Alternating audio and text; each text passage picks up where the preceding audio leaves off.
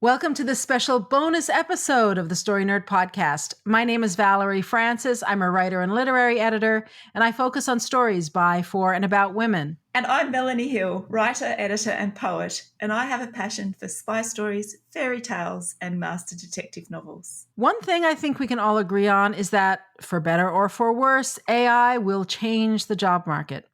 Some professions are going to disappear, but new ones will be created. And to be clear, I'm referring to generative AI, because AI generally has been with us for a long time, but this is generative AI. One of the new jobs popping up already is called an AI prompt engineer. Now, AI is a computer. So if we want it to work for us in any capacity, we have to be able to give it the right prompts. Now, I have so many questions about this, and I'm struggling to organize my thoughts. But, Melanie, as I learn about AI and how it might impact our industry, the suggestions that I'm hearing and the ideas that I'm coming up with myself are falling into one of two categories. People are talking about using AI to either help them with writing their books or help them with running their businesses. So, why don't we talk about using AI to help write books first? That work for you? Yeah, that's perfect. And because I've got a lot of thoughts and have been doing a bit of research about what that actually means and what's realistic, I think, at this point in time. So, yes, let's do that. Okay, so the whole idea of an AI prompt engineer is a really good reminder, in my opinion, that AI is only as good as the prompts it's given and the data that it's being fed. Now, I came across an interesting article. It's called Problem Formulation, Not Prompt Engineering, and it's in the Harvard Business Review. And it's written by a man called Ogaz A. Akar, and he is a chair in marketing at King's Business School, King's College in London. Okay. Now, the article says that as AI gets more intuitive, prompt engineers won't be needed. So, what the article asks is this quote, what is a more enduring and adaptable skill that will keep enabling us to harness the potential of generative AI? It is problem formulation, the ability to identify, analyze, and delineate problems. Problem formulation and prompt engineering differ in their focus, core tasks, and underlying abilities. Prompt engineering focuses on crafting the optimal textual input by selecting the appropriate words, phrases, sentence structures, and punctuation. In contrast, problem formulation emphasizes defining the problem by delineating its focus, scope, and boundaries. Prompt engineering requires a firm grasp of a specific AI tool and linguistic proficiency, while problem formulation necessitates a comprehensive understanding of the problem domain and ability to distill real-world issues. The fact is, without a well-formulated problem, even the most sophisticated prompts will fall short, end quote. Okay, long quote. So what does that mean for writers? What is problem formulation in our industry? Well, it's the ability to read a story and know whether it's working or not, to identify its strengths and its weaknesses, and to come up with solutions to those weaknesses to improve upon them. And you know what that is? That's my job description. And that's Melanie's job description. And that's what this podcast is all about. So knowing the prompts to give AI to get it to write a story, that's not the keys to the kingdom. Knowing how to fix that draft and turn it into something that hundreds of thousands of people will want to spend money on, that is where the power lies. Now, I feel like I'm preaching to the converted here because if you're listening to the show, you already know how important theory is. Well, guess what? Because of AI, it's just gotten a whole lot more important. Now, I came across another quote by Christopher Nolan, and this is something that has been bothering me. And I thought I was being paranoid until I saw Christopher Nolan say the same thing. Now, he says that the real danger with AI is the abdication of responsibility. And here's a quote, and this comes from Variety magazine. Quote, I feel that AI can still be a very powerful tool for us. I'm optimistic about that. I really am. But we have to view it as a tool. The person who wields it still has to maintain responsibility for wielding that tool. If we accord AI the status of a human being, then yes, we're going to have huge problems. Now, the thing I'm wondering is this, Melanie, and I don't know if you have any thoughts on this. Writers are very quick to abdicate their responsibility to agents and traditional publishing houses, believing that those entities will do the marketing and sales work, or that the agent or editor will fix their manuscript. Well, none of that was true before AI, so it's not going to be true after AI. Well, why do so many writers abdicate responsibility? And if this is our tendency as a community, is abdicating responsibility to AI a natural next step? What do you think? Oh, well, I think there is a level of abdication of responsibility. And I think also, along with that, is an assumption that everybody in that industry knows story theory and that they know what they're doing and they know how story works. Now, and there are obviously a lot of people who are good and who have an intuitive ability to know that. But to think that they can know that about every single story that comes into a publishing house and is acquired, I think is a bit of a stretch. And if we think back to that recent court case in the US with Penguin Random House and Simon and Schuster, and some of the illegal arguments that were made by the executives of those publishing houses, then we cannot assume that people know what they're doing when it comes to good stories and what will sell in the marketplace, because it was quite obvious if you read those transcripts that the proposition that was put forward to argue against the reduction of competition in the market was that the executives really don't know what it is that's going to be successful. And if you're running a business and you're playing a gambling and you're gambling like that, which is how I read it, and you really don't know your market and you don't know your audience, and that is your legal argument in a federal case, then we've got problems, right? So I think you're right. I think there is a level of abdication, or what you want, what traditional publishing will give you, it doesn't. There is an abdication of responsibility there. It is your job as a writer to know how story works, for you to be able to put forward the best possible story. And I do think in some ways it is absolutely the responsibility of a publishing house to polish that, to make your story better and to put it to market. But are we actually confident that they always get that first acquisition decision right? I'm not sure. And maybe AI is going to be a tool that will help, or seemingly help, publishing houses choose what those stories could be and how to acquire stories. And if that's the case, we should be worried about that, because it is usually the outliers in a data set that create a lot more interest and are the surprising, bestsellers, as opposed to the standard data set in the norm of what AI would select. So I know that's covered. My response there has covered a few different things, but I do think that it still comes back to us as writers understanding theory, and we should never ever assume that anybody else in the publishing industry knows as much about that as what we should know. What do you think? Well, I think this it's really hard to separate the topics when it comes to generative AI. But what you're saying there is bringing me to another topic of conversation that I've been avoiding. But I think, Melanie, it's time that we address it, if you're game.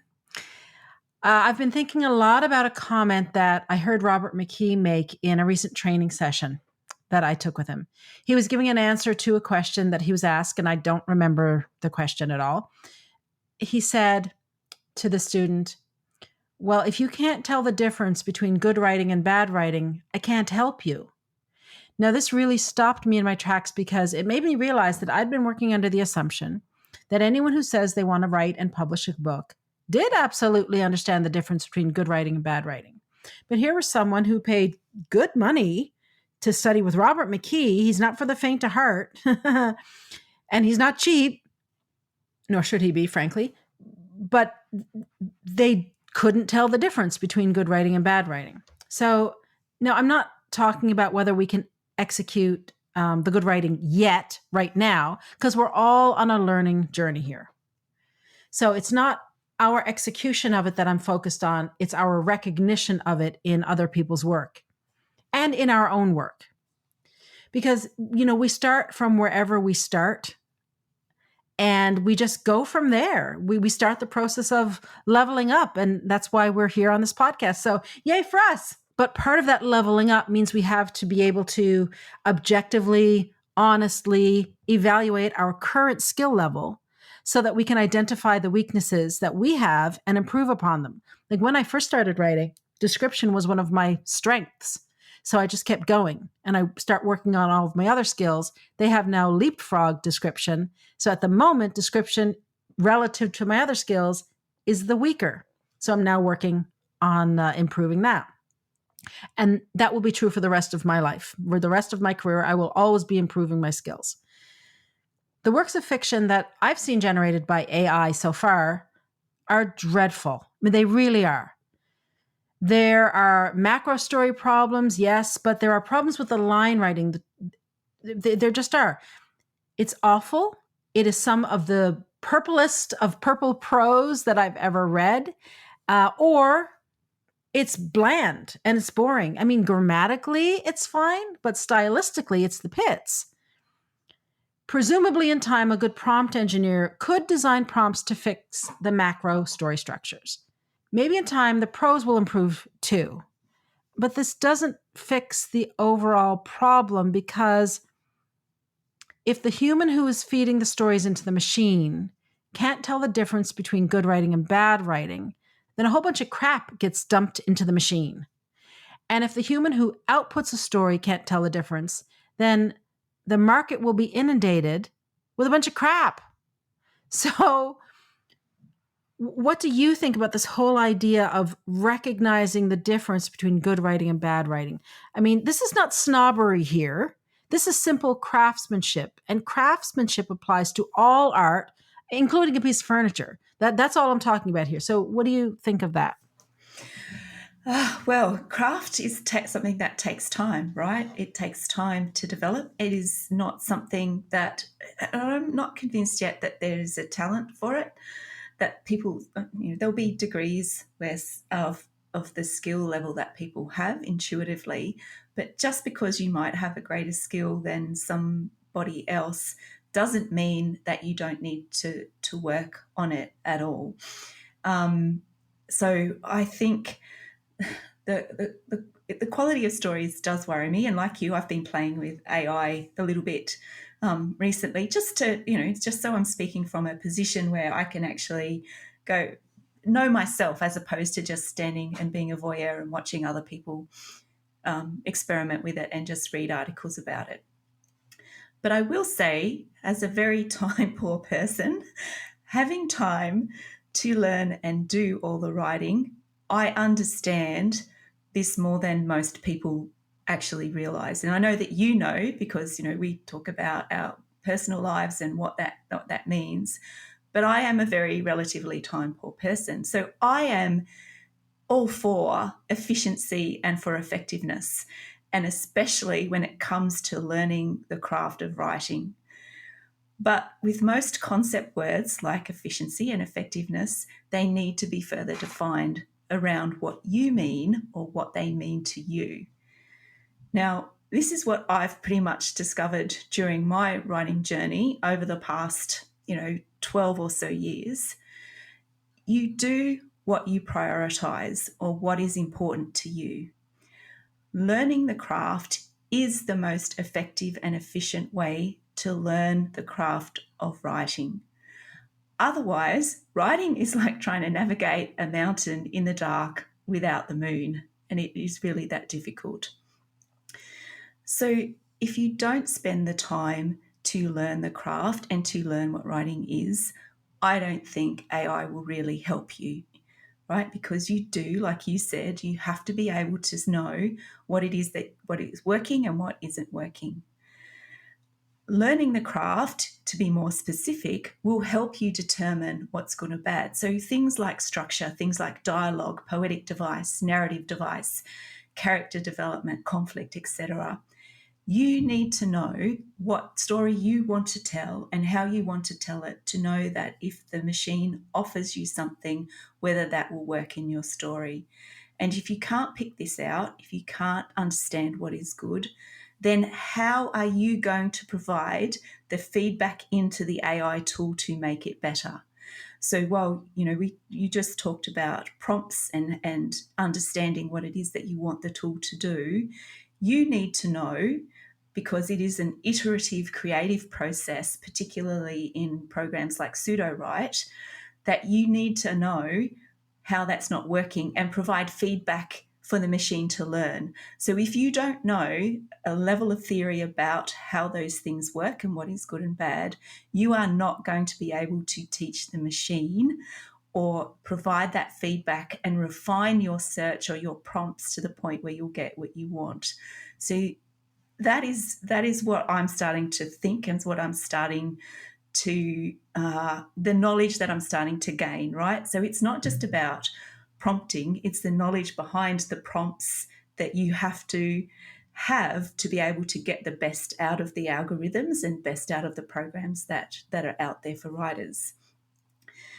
So, so when I think about the data set as well, and I'm going to go into data hopefully a little bit, or maybe people don't hope, but I'm going to go into data that GPT-3 uses and the results that I've seen so far. I am not convinced at the moment that AI will save you time if you have to do massive rewrites, right, to create your own voice and to layer in the meaning and to write with a unique voice. So that's why when I come back to efficiency and effectiveness and knowing what's good and what's not, the results that I've seen so far will not necessarily help you be efficient and effective if what you want to do is write a good story and have it picked up and read by many people. So there's another question floating around in the zeitgeist that I have been wondering about myself.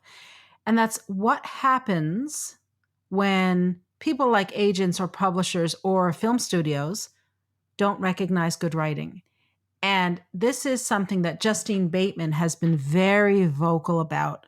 If you don't follow her on social media, go follow her, because she's got lots of great resources. Even if you don't agree with her, it's really good to see the other side of the argument. She's very vocal about not having AI in her industry because she fears that studios will use it to replace people because AI will be cheaper. And that is the problem for us all. When people in the industry don't understand the craft of storytelling, it's a problem. And studio execs don't understand the craft. Neither do publishers, neither do agents. They don't because it's not their job. They're not the ones writing the books. We don't understand their jobs well enough to do them either. So I'm not saying that as a criticism of them. It's just logical. I can understand conceptually what an agent does, but I couldn't walk in and replace an agent tomorrow and just do the job because I'm not trained. An agent can understand conceptually what we do, but they can't take our manuscript and write it better for us because it's not their skill set. That's not what they do. So, where does that leave us? I mean, what are we going to do? Are we going to hang our careers on the hope that, there's goodwill out there? Well, I don't know. That sounds pretty risky to me. And I'm not even a cynic, believe it or not. I think Justine Bateman is right to sound the alarm that over this, because I think studios will replace writers with AI-generated stories or writers' jobs and human-written screenplays with AI-generated stories. I'll think they'll do that for a while until they see that it doesn't work. What I'm wondering is whether traditional publishers will try this too. I have no idea what the answer is. But here are the types of things I'm thinking. If a publisher owns the rights to a book that does sell well, will they go back to the author for a sequel, or will they have AI generate the sequel? Now, of course, it will depend on a lot of things, like the specific contract that the writer has with the publisher. And this is where having a good agent's important to help you negotiate that contract. But there are plenty of traditional publishing companies that work directly with writers who don't know how to negotiate their own contract. It's a possibility. These are the types of things I wonder about. And this brings me to the question of where the bar is set for us as writers. It sure as heck isn't a minimum viable product bar, nor is it a good enough bar. And I want to quote Seth Godin again here. He says, even people who are building this stuff don't know exactly how it works. For the first time, we are building machines that will use themselves. The Writers Guild didn't go on strike because they don't want people to use Grammarly, right? Grammarly is also artificial intelligence, but it's not seen as a threat. But if you multiply enough Grammarlys times each other, you get something that can write a mediocre Seinfeld script. To get from a mediocre Seinfeld script to a really good Seinfeld script isn't that hard. It's hard to write an amazing one, though. It can't write the Marble Rye episode, no matter how many computers you put on it. Okay, so this is where the bar is set for authors, for screenwriters, for storytellers of all kinds. Because the market will be flooded with mediocre and eventually really good stories. So where's the bar for us? We've got to be writing amazing stories. And to do that, we must understand how they work. There's no getting around our need to become masters of our craft. Melanie, you were just saying the same thing. And this is uncomfortable because it takes a lot of effort. It is work. This is why so many writers will ask AI to write the first draft for them. They want to cut that corner. They want to avoid doing the hard work, but we can't do that. We just can't. If we want to have a career, we've got to resist that temptation. The bar has never been higher for us. It used to be that there was an A-list and a mid-list, and you could earn a living in either one of those places. Below that, there was all the writers trying to climb their way up. Now, there's only going to be an A-list. Those are the people writing amazing stories. And then there'll be everybody else, which is everyone writing a pretty good story to a mediocre story and on down. AI is in the everybody else category. But you know what? I think this is actually a huge opportunity for anybody willing to do the work. I really do. I believe that right down to my core. My whole livelihood is built on that foundation. I plan to be one of them. And I hope that everyone listening is among that A-list too, because there's plenty of room for us all, because there's always room for an amazing story. Okay, Melanie, you talked about data set a couple of minutes ago. You talked about pseudo-write. You mentioned this in the last episode that we did on AI as well. And I want to ask you about data set in a minute. But before we get to that, I think you were playing around with pseudo-write this past week. So are you up for telling us what you found out? Oh, yes, I am. So I've been playing with Chat GPT, and I'm also looking at pseudo-write with the intent of understanding these tools and how they work. And I have to admit, it is fun to see what Chat GPT can write, but its output very much depends on the prompts, right? So, and I have to admit, when I did use prompts, there were a lot of problems with the content. And when I asked it for an interconnecting story or a story scene, what I got was actually very disjointed. I am morbidly fascinated by pseudo-write, though, and I have been reading and researching about what it can do. Now, I haven't subscribed to pseudo-write yet because I want to know if it will be useful and worth a monthly investment for me. So it's not a massive amount, so it works out to be about 25 Australian dollars per month for it to generate about 90,000 words, I think. But over a year, that would, be close to $300. And that's not my priority at the moment, right? But here's what I've found so far from my research. Pseudo-write's story engine can't write a whole polished novel yet, but it can generate a story via an interactive and iterative process with a human. So from what I've read, this is not a simple process. The AI contradicts the direction of the creator, and there are plenty of examples where the logic we take for granted in a story doesn't exist, or the machine can't maintain the logic that goes through a story. And I talked a bit about this in our last podcast episode on AI as well. Now, Addie Robertson says in his article, which is called "I Tried the AI Novel Writing Tool Everyone Hates, and It's Better Than I Expected," which was on the Verge website, published in May this year. And he wrote, I quote, "Like any computer program, pseudo-write won't pick up on nuance that seems obvious to a human," right? So the other thing too that these programs rely on is text prediction, right? Which is very similar to the autocomplete functions that you get in a lot of Microsoft products and the like, and writing products. So all this means is that the word the AI program chooses is based on a statistical likelihood rather than a comprehensive understanding of detonation and the connotation of words. And that is really important to understand. So it's a probability game and a likelihood game when you are using these AI tools, right? And you might not think that this is an issue, but I actually do think it's an issue, because if you don't understand words and you're not interested in words and you don't want to make the effort to choose the right word, then that is where blandness and averageness sets in. Anyway. Can I just jump in there? Yeah, sure. If you're not interested in words and choosing the right words and the nuance and the meaning, why are you writing books?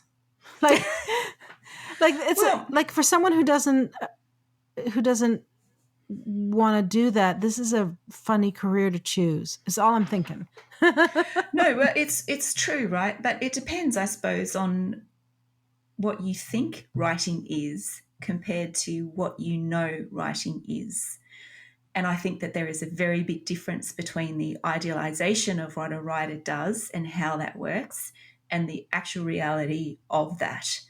So if you think in an idealized way about writing, then I think AI will help you do that. But if you actually know and love words and love playing around in that space and being creative in that space, I'm not sure that AI will give you that same sense of satisfaction. So that's as far as I can see. But that is a really good question. And I want people to keep that in the front of their minds as I just sort of go through next and talk about some of the features that pseudo-write has, because that was the question I kept coming back to, was if you don't enjoy doing this yourself, what is the point? But that comes from a place of I actually do enjoy that, right? So I struggle to understand that, because that is the different creative elements of writing is what I love and where I feel happiest. So it's a really big problematic area for me. But if we look at what it is that these different AIs can provide us, and particularly pseudo-write, which is the biggest and probably at the moment the best creative writing generative AI tool, it can help you with outlining, it can help you with descriptions, it can help you improve your writing, and it can help you with brainstorming, along with a lot of other things actually. Now, the outlining function itself in pseudo-write has impressed some users who've used it to help with a first draft. Now, apparently this saves time with a first draft, and I actually find this really unusual, because for me, drafting a story is the core creative action in writing. So if you don't enjoy the only writing stage of writing, then why bother? Like I said before, for me, the first draft is the chance to play and to not be constrained by right and wrong. It's, the stage of writing that is driven by curiosity and openness. And having a first draft written for me would take some of the joy out of the creative process.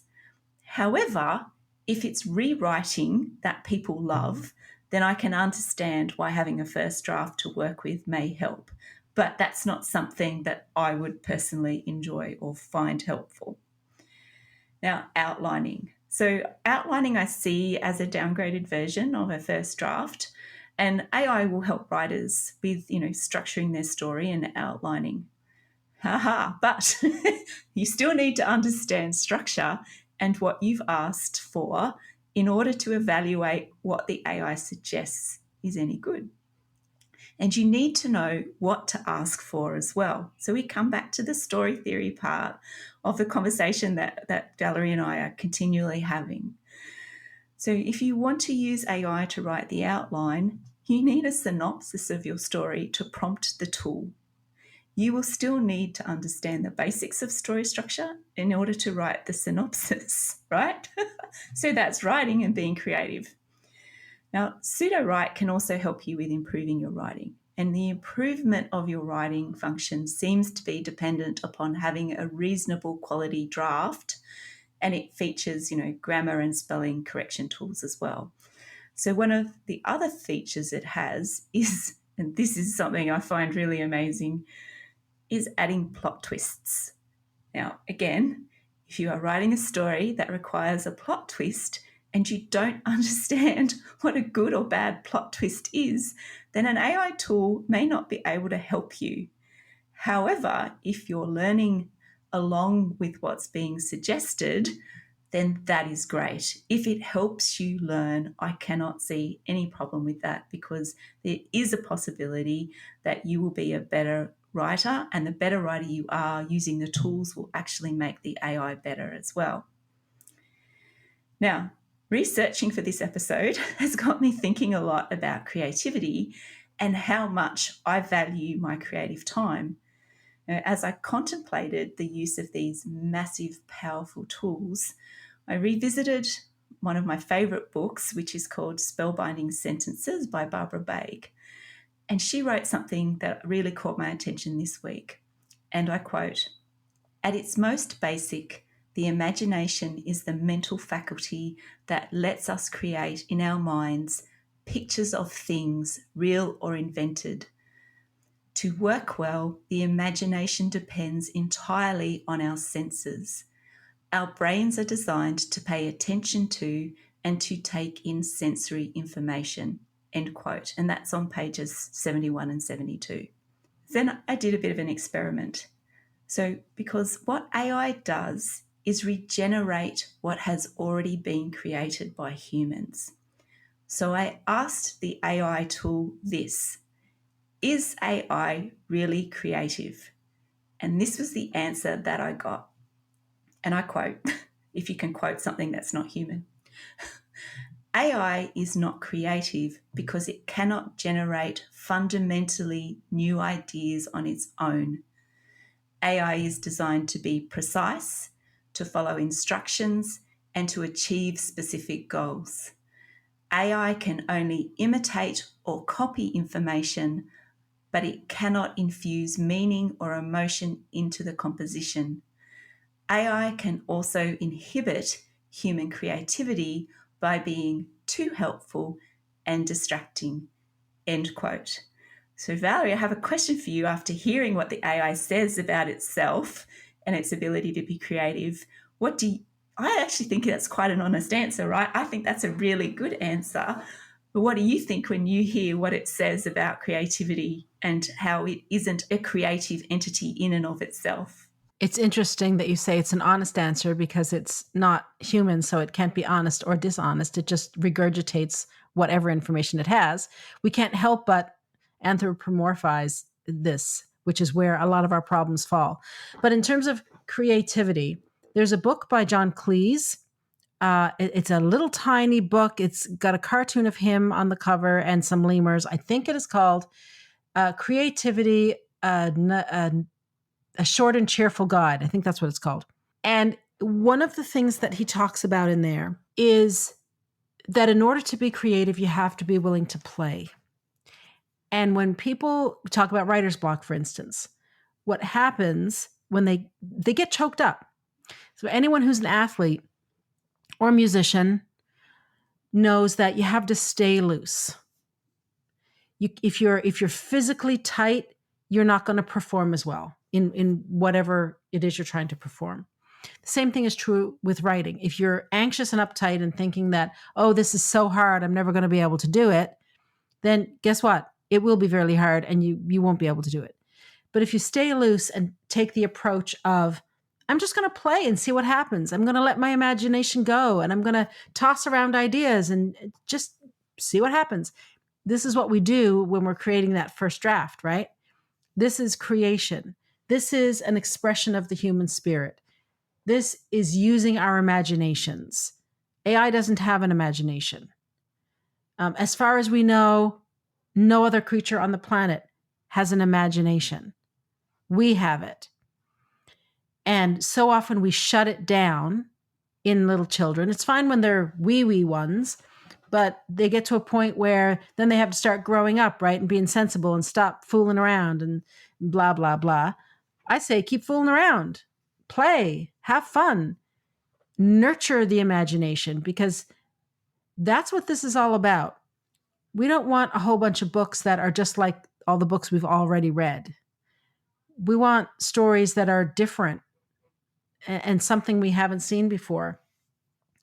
And that is not simply a matter of taking an idea from one book and taking an idea from another book that have been fed into a machine and putting them together and saying, there, that's something new. That's innovation. That's not innovation. It's not. It might be a patchwork quilt, but even that's not a good analogy because a patchwork quilt is a whole in and of itself. It's a complete entity that works. And at the moment, what generative AI is creating doesn't cut it. Now, I hear that Chat GPT 4 is much better than 3. And I have yet to play with Pseudo-Write. It's on my list of things to do, but frankly, I'm really busy finishing my novel, and I really don't want to stop the creative work of writing the scenes, which is, if you don't like the process of writing, you might be in the wrong job, because the whole job is the process of writing. That's what the job is. Okay. I said I wanted to ask you about data set because in the last episode that we did on AI, you recommended that we understand the data set that's being used. So I wondered if you could maybe talk about that for a couple of minutes and elaborate a bit.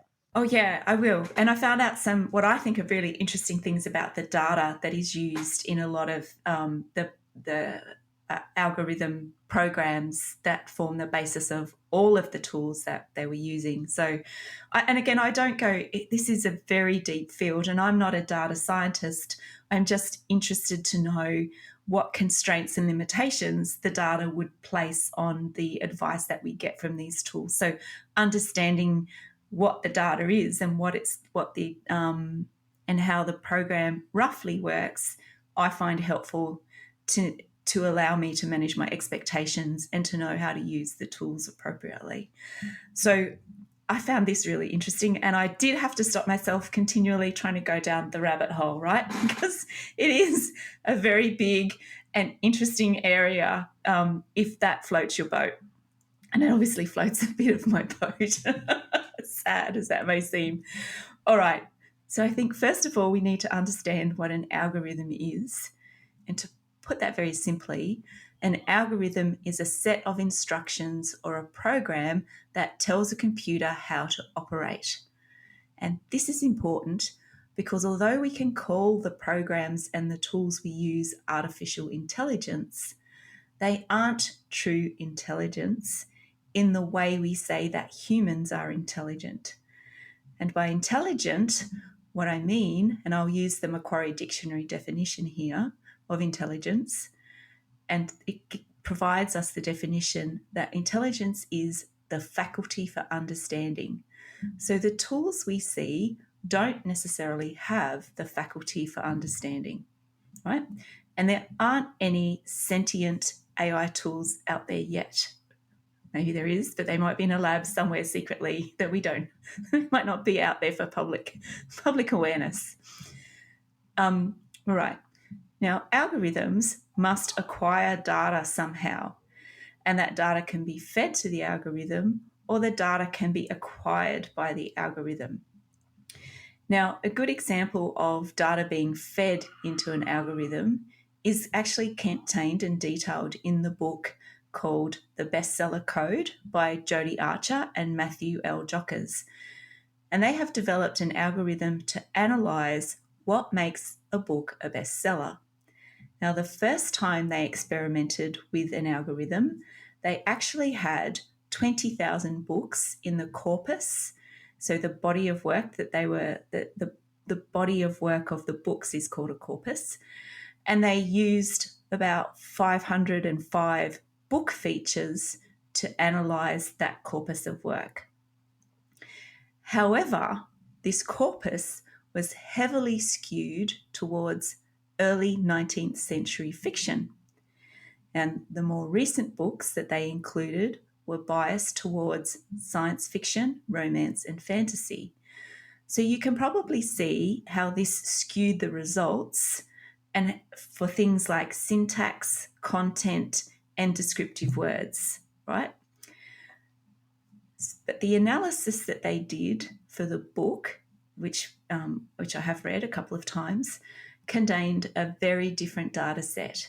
It contained 5,000 books with a diverse mixture of non-best-selling ebooks and traditional published novels, and just over 500 New York Times bestsellers. And if you know something about how the New York Times bestseller list is calculated, then you will also understand how entering this data into the algorithm could also impact the outcomes, right? So this is why I think it's important to understand the data before you look at the results, or you put the results in the context of the data and what type of data that it is. Anyway, this book provides enough detail for those interested in expanding their understanding of the work it takes to get good analysis and to get a good analysis tool up and running.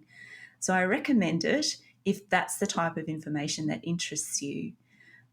I don't believe it gives you the golden key with regards to writing a bestseller, but it will give you food for thought. It is not a magical formula that you'll suddenly walk away with as you read this book. And the number one, and just out of interest, the number one book they recommended as what the algorithm says is the best-selling book, I hadn't read, but I did subsequently read it. And I did not like the book itself. So, go and read the book, go and read their book and see if you agree with me or not. Right. We also have to operate under the assumption that most of the data being used by AI was generated by humans and also chosen by humans. And I will just quickly cover the data pool for the natural language processes and what that data set roughly looks like. So this is the data set basically that programs like pseudo-write use. So most of the natural language processes use GPT-3, which is trained on nearly all of the internet via Common Crawl, and this data has been collected since 2008. And the data can be broken down into different data sets. GPT-3 was also trained on web text, which focuses on human-generated web content, Wikipedia, and 2 database corpus of books. Now, the corpus of books, which is from book 1 and book 2, I went and did a bit more digging because I want to actually understand for these language programs, what are the books that they're using in these tools as the data set. And upon further investigation, books 1 and books 2 as data sets are collected from Smashwords.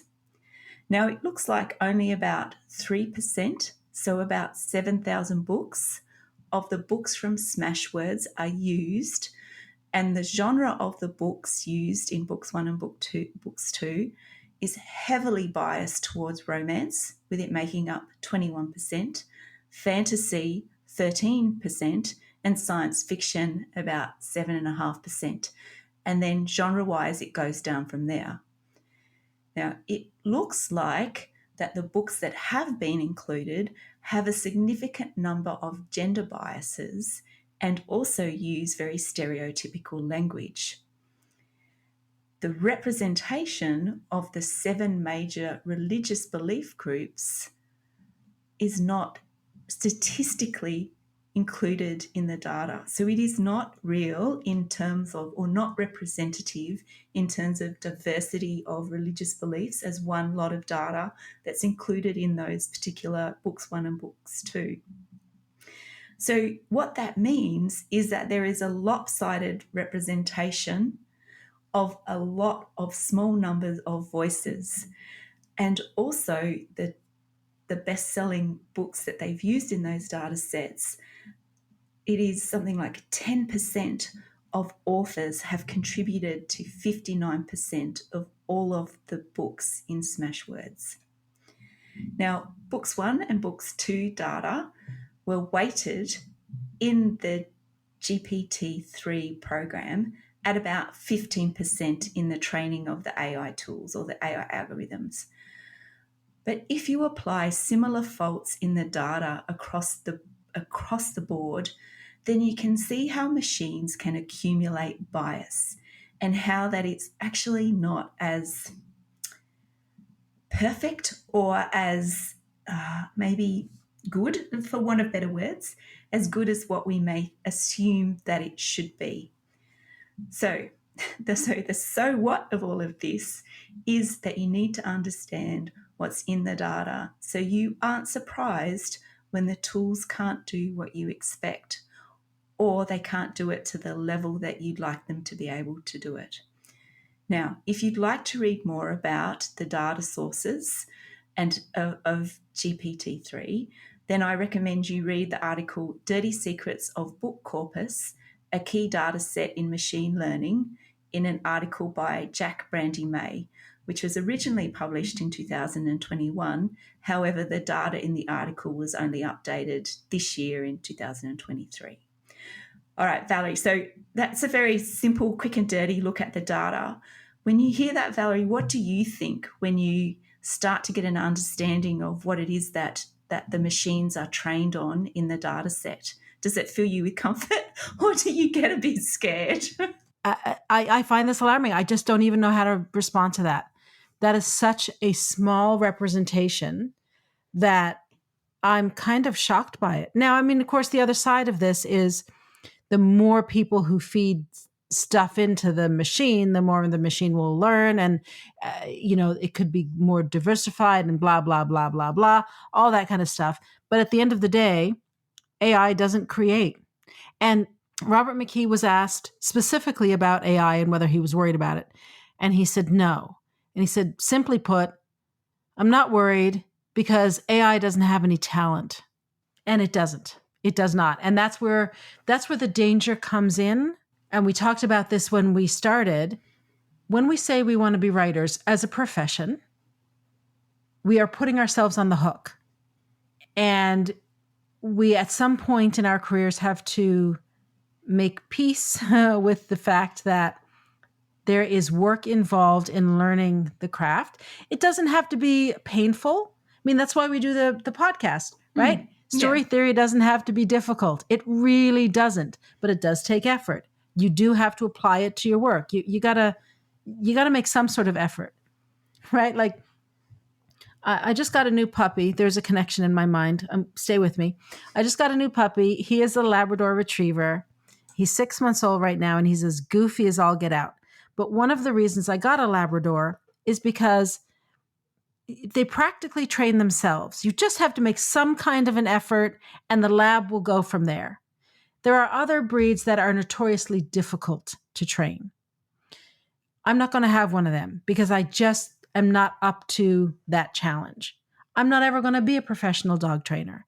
I just want him not to poop on the floor, right? And I'm not asking much.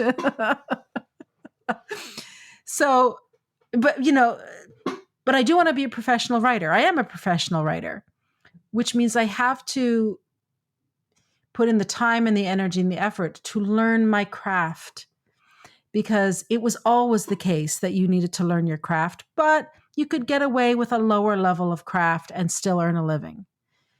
That is what's different now with generative AI.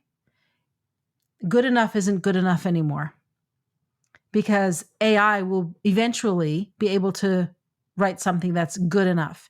And because what's being written right now isn't that level, I think it's pretty naive to assume or to think or to con yourself into believing that this is as good as it's going to get, because it isn't. It will improve. 100% it'll improve. But it will never be able to write the Marble Rye episode. And it would never be able to write Gone Girl. It would never have been able to write Harry Potter or any of the books that we know and we love and we keep reading and talking about and that keep selling year after year after year with no marketing whatsoever, just word of mouth. That's where we are. That's where we are with it. Now, so that's all about using generative AI on the craft side of our business. But the other place where we can use it is on the business side of our business. And this is where my ears perk up. Whether we want to admit it or not, as soon as we decide that we want to publish a manuscript, we are running a business. We're entering the marketplace. We can't say, oh, I'll let my agent worry about that, because that's not what agents do. Your agent isn't your business manager. Now, I have made the personal choice that I'm not ever going to have AI do my creative writing for me. I'm a writer because I like to write, right? We've just been talking about this. I love the craft and I love the process. That's why I'm in this business, because there are easier ways to make money. There really are. But I keep thinking about something Seth Godin said. And he said that anyone who is mediocre in their job should go find something else to do because AI is going to replace them. Well, you know what? There are certain tasks that I have to do where honestly, I relish the idea of being replaced by AI. For example, I'm a mediocre copywriter. Whenever I have to write a caption for a social media post or a subject line for an email, I just groan. That's not creative work to me. Now, there are people who really love that. I'm not one of them. If AI can take that kind of work off my plate, I am happy to let it do so.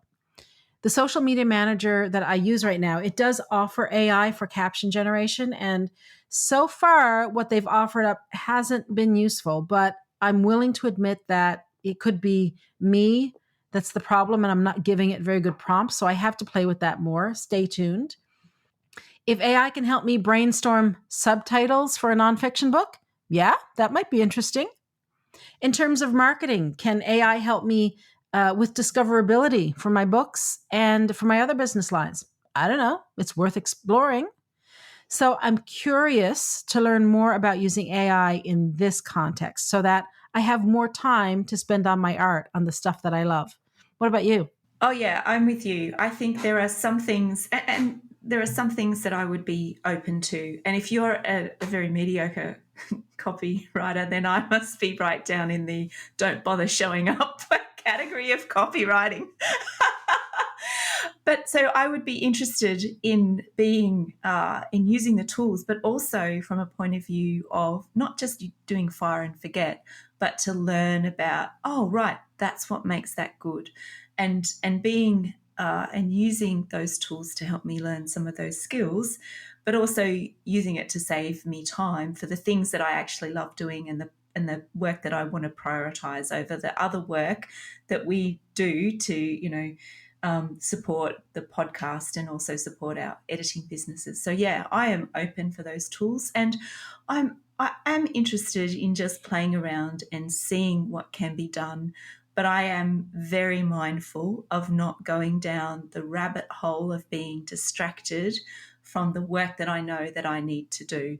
And I think this will be one of the biggest traps for us as creatives, is going down those rabbit holes and not knowing how to come back up.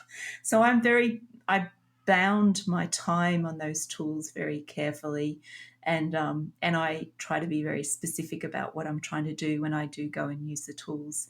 But I am interested for some of those more mundane tasks and the things that I don't particularly enjoy doing, that are relatively simple.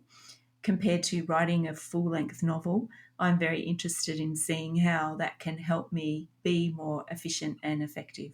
Okay, so Melanie, this brings me to your crystal ball and my crystal ball. Do you have any thoughts as to where AI is going in our business and how it might impact traditional publishing? Yes, maybe indie publishing, and maybe how writers approach. What do you looking forward? What do you think? Oh, I think it's going to have a massive impact. I'm not sure if it will be as big as ebooks will be ebooks were in terms of being a disruptor to the marketplace, because we're talking about content generation, right, which is very different from actually devices and delivery of content. But I think it's going to have a massive, massive impact. And I think if the writers guilds are worried about being replaced, then I think trainee editors who read through slush piles, they should be concerned about being replaced, because I think if the algorithms are already there to be able to analyze text and predict with some success, I suppose, what bestsellers could be, then we need to be worried about that. So I think it's going to change very much how traditional publishing operates. I'm not sure if that's entirely positive or good, but I think as long as we, as writers, keep remembering why we create and the joy that we get from creation, then I think we're going to, and we understand that craft is essential, whether you're using the tools or you're not, we will eventually get to that place where the stories that humans write and get published and put out there are going to be better, because they have to be, because like you said, the mediocrity will just sit there. And yeah, sure, people will read that, especially if it's quick and easy to read. But if we really, really want to learn about being human, then we're going to turn to humans to actually teach us the ways of the world. What about you? What do you see crystal ball wise for the future of our industry? Well, this is not a crystal ball, but we all know that the market is going to be flooded. I mean, it's already pretty flooded, but we'll see a tsunami of mediocre books once generative AI can create a coherent story. This just brings me back to a business 101 concept that Seth Godin calls a race to the bottom. If there are so many good enough books out there that are available for free, because that's what authors are doing right now. The first in series is free. I have to offer up something free to attract people to your work. Well, if there's enough good enough free books out there, no one has to buy any, which means we're all out of business. This is, Seth Godin, I'm not going to get the quote right, but he says, the race to the bottom is not a race you want to win, and you sure as heck don't want to come second. The bottom is giving it away for free. So I think we're in for a glut of mediocre books that readers are going to become bored with very quickly, because they'll all be exactly the same, because AI cannot create anything new. So for the reader who just wants free stuff that they can just mindlessly go through, they'll be happy with the free books. They won't ever look for anything more. But I think that's a pretty small percentage of the readership. The true avid readers, the true story lovers, are going to be able to tell the difference between a human written story and an AI written story. So I like the phrase that I heard Joanna Penn say, we've got to double down on being human. I really like that phrase, because it tells you everything that you need to know, really. Humans need humans. We need human connection. We need stories written by humans about the human experience. Sure, AI is a tool to help us. Absolutely. I'm not afraid of it. I'm not poo-pooing it or anything like that. But it doesn't mean that we can abdicate our responsibility. It is not going to do our work for us. If we think it can, and if we use it that way, then what we're doing is training it to replace us. So the question is, how can we use the tool to help us? Now, I do not think that it will ever help us write our novels, at least not with its current ability. But, honestly, only a fool would think that its current ability is the limit of its ability. I can see it as a tool to helping us with the marketing side of our business. And we are business people, regardless of our publishing model. I just don't think it will ever write a book that is, or a novella or a short story or a screenplay or a stage play or a teleplay. The bar is set so high for us now, it will never get there. So those of us who want to stay in the business, who want to stay in the game, have got to level ourselves up to that amazing level. That's it. Because AI will be able to do everything below amazing. And it'll be able to do it faster and cheaper. So I just want to go back to Seth Godin and leave us all with one more quote. And he's just put out a book, by the way, called The Song of Significance, and it's all about this. So the reason I have so many quotes from him is because he's promoting the book right now. He's done 1 million podcast episodes. Most of them are on YouTube. I really recommend you go listen to them because it really helps you understand what's happening here. All right, so here's a final word from Seth Godin. The short-term impact of AI is either AI works for you or you're competing with one. If you're competing with one, you've got trouble. And of course, these are the mediocre writers or even the good writers. If you're a writer, asking ChatGPT for 20 possible subtitles for your book isn't cheating. It's exactly what you should do because you still have to decide. All right, well, that wraps it up for this bonus episode of the Story Nerd podcast. To support the show, please leave us a rating and review and tell your writer friends about us. For access to writing templates and worksheets and more than 70 hours of training, subscribe to Valerie's Inner Circle by visiting valeriefrancis.ca/inner circle and follow her on Twitter and Instagram at Valerie_Francis. If you'd like to find out about books to help you read like a writer, visit me on Facebook and Instagram under Melanie Hill Author, or find out more about me at melaniehill.com.au. And remember, story theory doesn't have to be difficult. It is a tool to help you write more, not less. So take it one step at a time and have fun.